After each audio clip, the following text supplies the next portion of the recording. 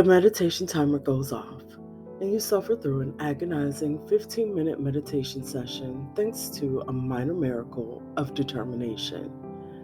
You should have a sense of accomplishment. After all, you frequently skip meditation entirely. But instead, you find that you're upset because you've simply spent the entire time squirming, lost in dreams of bragging to your friends about meditating today. Your monkey mind is powerful. It's like that scene from the Jungle Book where King Louis and his minions are completely running amok. This was my experience when I first started my own meditation practice. My mind was an overgrown lawn full of wildly growing weeds. I'd sit on a pile of cushions, my back throbbing, my knees throbbing, and my thoughts racing, wondering, am I even doing this right? But the prospect of liberation from my inner anguish kept me coming back for more. And while I usually felt a bit better subsequently, if only because I was doing something good for myself, it took several months to see more real and long-term improvements. What I didn't recognize at the time was that I had already mastered the art of meditation. Despite the fact that I've been doing it for years, it didn't resemble the usual and mystic approaches I'd been attempting to master from reading old books and doing Google searches. In fact, I'd entirely forgotten about the short lived sense of peace, clarity, and focus that had descended over me like a soothing balm on those warm summer days when I was a kid. I now meditate every day, but I've also returned to several of my childhood practices, methods that you should be aware of as well because I understand how difficult it is to establish a constant practice.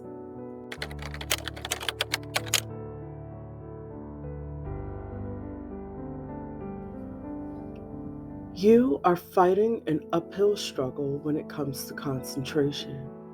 You've spent your entire life navigating the distraction filled waters of your environment. You watch films that move from one scene to the next with dizzying regularity, bombarded by promos, notifications, and alerts. When you text, your brain becomes obsessed with expecting the next beep. One click ordering enables you to satisfy any need almost immediately. The ability to focus must be developed, and I think we can all agree that the world in which we live is designed to promote distractions. But just don't beat yourself up if it's tough to keep your thoughts quiet and pay attention. Standard meditation does not come naturally to everyone, at least not to anyone I've ever met. Even those who are entirely convinced of its numerous advantages sometimes struggle to sustain a daily practice. Nonetheless, they remain devoted to the concept, expecting to find their groove eventually. Now, I don't want you to give up if any of these things describes you.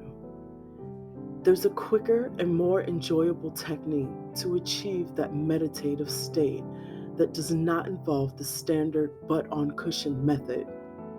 Having a regular meditation practice is fantastic and fulfilling. Don't get me wrong. It aids in the development of consistency and discipline, ties you to a tradition, and creates the groundwork for more sophisticated spiritual traditions. It would be fantastic to begin reaping some of the advantages of meditation immediately.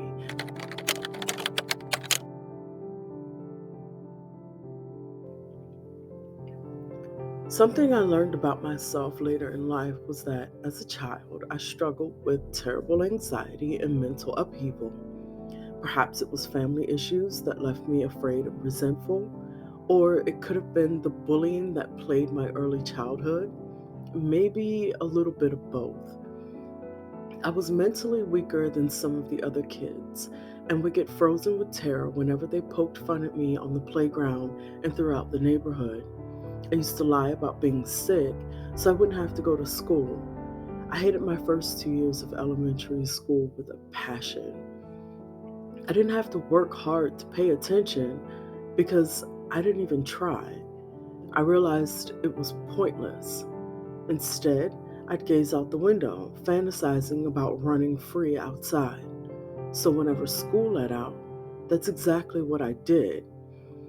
The neighborhood where I grew up was made up of like 6 different connecting complexes and lined with small patches of woods behind a strip mall. Between the strip mall and the woods was like a kid haven, a place where we could go and play just out of sight. It was also a dumping ground where boxes, pipes, old storage barrels, and leftover construction materials and equipment were just thrown away. For kids in the 80s, this was a playground, despite being a dangerous nightmare for all of our mothers. Me and my friends would spend hours playing tag, climbing trees, running through the large concrete pipes without a care in the world. But this is where the unintentional meditation happens. All of my concerns and anxieties would vanish. Climbing through those pipes, there was no place for my lingering anxieties, unhelpful mental conversation, or general unease. I'd go into a contemplative trance, engaged in the sensory sensations of my feet hitting the pipe's surface, the small wobbles in my legs, the sound of high top shoes scuffing against concrete. There was strength in its simplicity. It didn't hurt that I was outside, single mindedly focused on the work at hand. I was able to get out of my thoughts and into the present moment because of the activity. I am well aware of what it means when a yoga instructor instructs me to get grounded, for every moment of balance is new. Step onto any high surface with the intention of balancing, and your mind will instantly sharpen, a defensive mechanism built into our neurological system. It may be called the supreme meditation cheat. With only a little time balancing, you'll be surprised how fast you adjust. You're constantly and immediately reminded to relax, cross your legs, breathe, and concentrate. If you continue it for a bit longer, your mind gets more clear and your observations sharper, generating a mystical experience in which time appears to slow down. The same feelings you get after a good meditation session.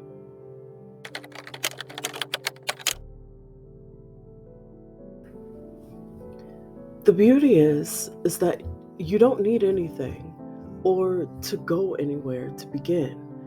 There's no need to jeopardize your health and safety as I did when I was 6 or 7 years old. Start by trying to stand on one leg. If that's difficult, stand near a wall or chair so you can catch yourself. For many, simply walking along a seam in the sidewalk or on a low curb will be a good first challenge. It's simple to create barriers at home if you connect with this exercise. I made a balancing beam in my living room using a roll of packing paper. I cut a strip of paper about 8 feet long and 5 inches wide. Not only did I get lost in cutting out the strip, but actually walking on it kept my attention. $12 well spent. When you develop the balancing fever, something switches. The obstacles start to appear wherever you look: parking bumpers, low structures, handrails, barriers, logs, and boulders. Balancing is a thrill. It injects some fun, imagination, and adventure into your day. Do you remember the game The Floor is Lava? Here are a few pointers to remember for better results. Please don't do anything unsafe. Keep your distance from the railroad tracks and bridge barriers. You are not a parkour all-star. Be mindful of your physical capabilities and conditions. Before climbing onto any logs, rocks, or railings, always check their stability and strength. I've had a few spills, and it's not fun. Begin with something modest, little, and secure. This is about providing just enough difficulty and complexity to keep the mind focused. And it isn't difficult, especially if you have very little experience in balancing yourself. You may keep your balance or restore it by following these 3 suggestions. Inhale deeply into your belly as if you were blowing up a balloon in your stomach with each inhale. Inhale to inflate the balloon, then exhale to deflate it. On each breath, relax as much as possible, particularly your upper body. Loosen your muscles and bend your knees until you regain your serenity. Drop your concentration down towards the thing that you're balanced on as you breathe and relax. Where the mind goes, energy flows. With these safety and balancing tips in mind, you'll be ready to begin reaping the benefits of your new meditation practice.